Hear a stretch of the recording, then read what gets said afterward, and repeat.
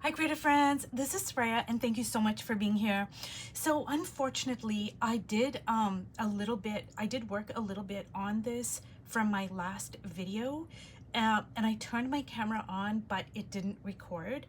Sometimes it does that and I'm so bummed out because I really wanted to record everything, but I didn't do a whole lot. I added a couple of pieces of my collage like here and here, and then I did work on the faces. And when I first started this spread, I thought that, because I was going to keep Connie's face over here, I was going to flesh these two figures out.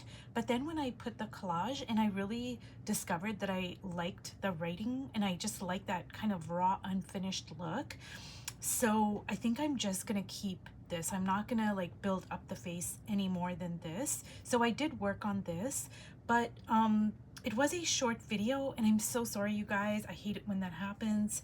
But I'm just gonna continue working on it. It is not finished, but I'm almost there. Excuse me. And while I work, I am going to talk about what I am learning from doing this particular spread. Now, this is the cover, and I have worked through about, I want to say about 30 to 35% of the book. So whatever lessons that I have learned by doing all of these pages, it is now coming into fruition on this spread, and I'm really glad that I waited. And when I first got this book, I didn't start with the cover, and actually I was very nervous to start with the cover, and I'm glad I started with a blank white page. So anyways, the very first thing that I am learning is to not be so restricted by my color palette that I normally use. And this goes back to, me taking color theory classes and just learning about colors, like, these are the colors that go together. And then, also my own preferences. Like I do tend to gravitate towards the orange and blue complementary color palette. It's something that I really love. But this spread has like all the colors. I mean, it's got yellow, it's got green, it's got orange and pink and red, and I mean, it's just got everything. It's got the whole kitchen sink, but it works. Anyways, I'm sorry. I know I said I was going to be working on the spread, but I'm just, talking. So anyways, so that is something that I am learning is, and it goes back to the love what you love.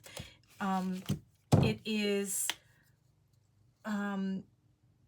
it's difficult to unlearn things that you've learned. At least it is for me. Because, when you take, say, a color theory class, I mean, you learn, well, these colors don't go together. And, somewhere, I kind of think, oh, well, it's written in stone. Those two colors don't go together. And so I'm having to unlearn a lot of that because working in a book like this, I mean, Connie, she just, mixes all sorts of colors together. And I think, maybe that is one of the reasons why I don't use purple. Like, it's not that I don't like purple or even love purple, I do, but I have a problem with like trying to figure out what colors to use with the purple that also go with my visual language. So I'm having to unlearn a lot of things that I have learned, and this is kind of like muscle memory. So when you work in a book like this, it's like, I might not do it in this particular spread, and I might work in 20 other spreads after this, and I may not replicate what I'm learning. It may not show up in any of those spreads. But then one day, it might be the 22nd time I work on something and I'm like, oh, okay. And then it all kind of comes out. It's really weird how that works. Because I didn't put all these colors down. I put some of the colors down, but say Connie was the one who, put the purple and the yellow and the pink and, blah, blah, blah, and the orange. So I inserted my own visual language onto this, but, Connie had already put her stuff down. So that's something that I am learning from doing this particular spread, because it does seem to have like every single color, but it works in a really weird kind of a way. So that's an important lesson for me to learn. Another lesson that I'm learning is that, so I'm just gonna point this out here. Okay, so I'm gonna kind of like try to isolate it with my viewfinder.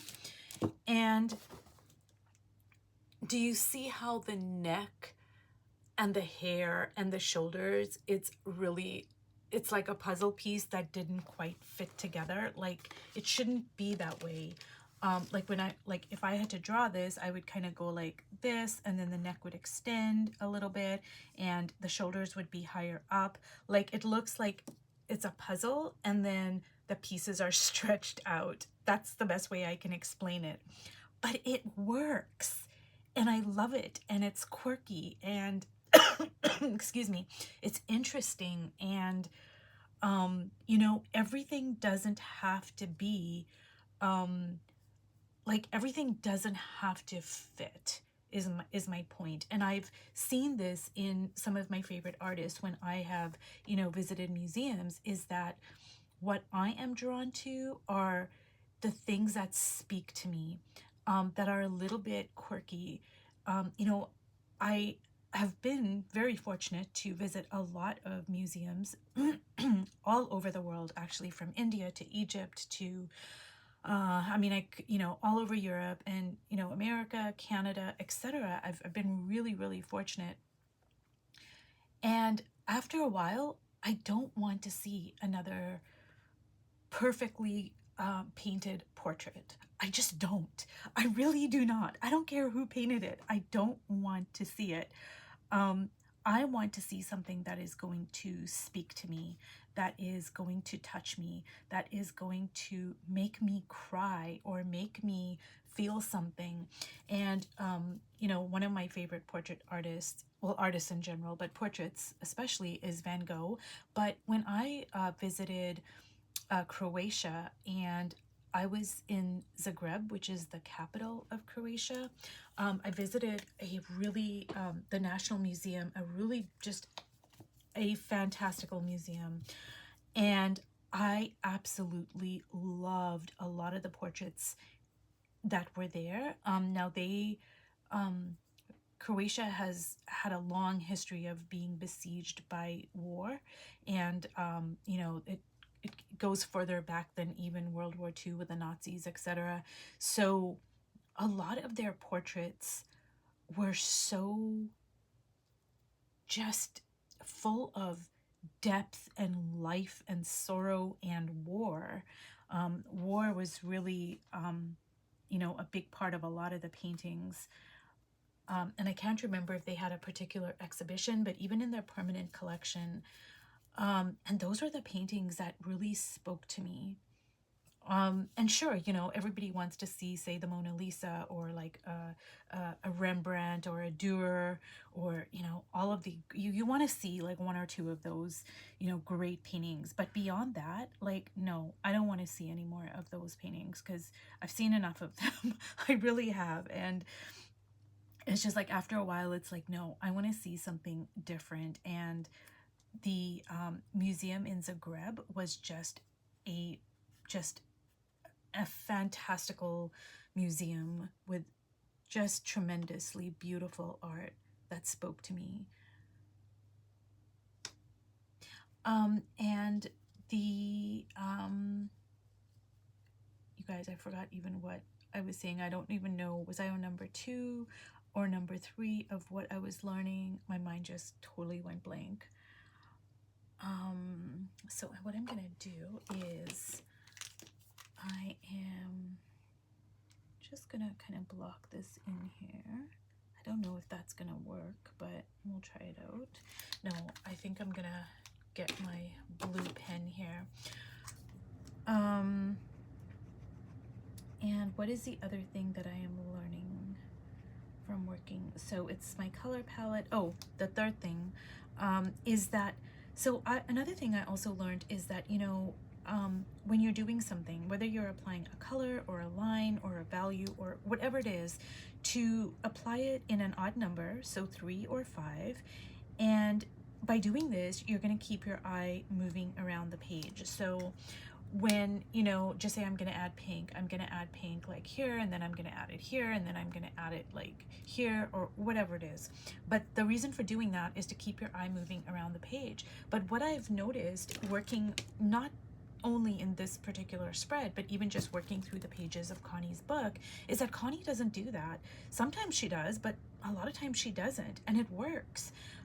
So that's another thing that I am trying to unlearn. I've noticed it, and I'm still doing it. I'm still doing it in this spread, and I'm still doing it in other spreads. It's just like something that I don't know, and that might be part of my visual language. That might be just something that I like doing, because every time I do it, it's like kind of like something in my soul just kind of like takes a deep breath. So that might be part of my visual language, but I am noticing it, and I am paying attention to it, even if I'm not doing it. And Connie, sometimes she will add, like, you know, a color, like say blue and orange, on this one small part of the page, and then the rest of the page, it's nowhere to be found. And I've noticed it. And another good thing to do, you guys, not just for working in a book like this, but just any time, is after you're done a painting session or, you know, collage or whatever you're doing, something creative, is to go into like your studio log and, you know, write about it. Like, write about the experience, write about the things that you're learning, because I don't do it every single time, but I do it a lot, where like I'm working on a spread, and then I'll go into my studio log and I'll be like, okay, what did I learn? You know, and so that way it forces me to really pay attention to all the things I'm learning. And then, you know, when I work on another spread, I can go back and look at it and say, oh, well, blah, blah, blah, and I learned this and this, so now I'm gonna try this out, you know. So I am noticing that Connie doesn't do the repeating, you know, things around the page, and I may or may not try that out at some point.